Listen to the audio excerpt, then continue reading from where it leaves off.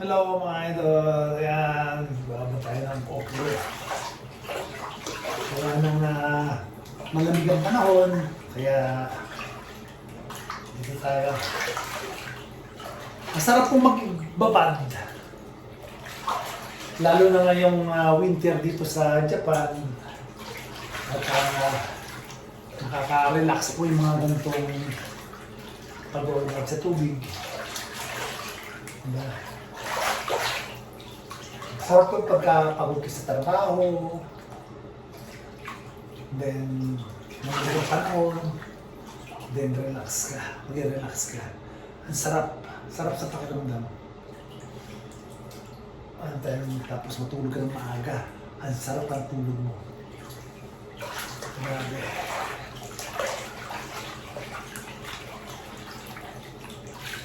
Kaya lang, malakas sa tubig.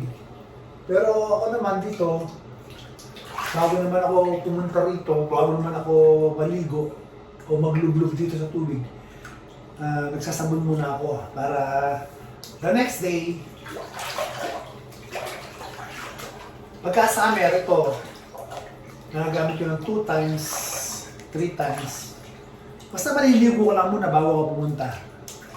Kaya lang, pagka ganitong winter naman,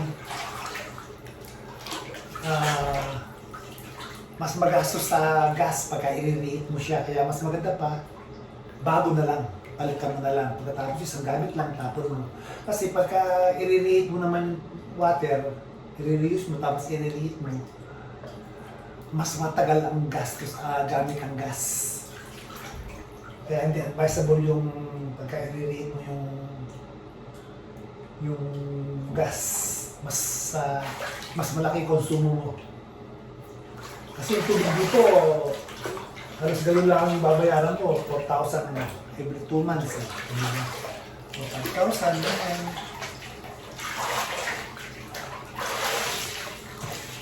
Masarap dito magbabat. Kamusta kayo? Kaya kayo, babad din pagka minsan, di ba? Ang sarap.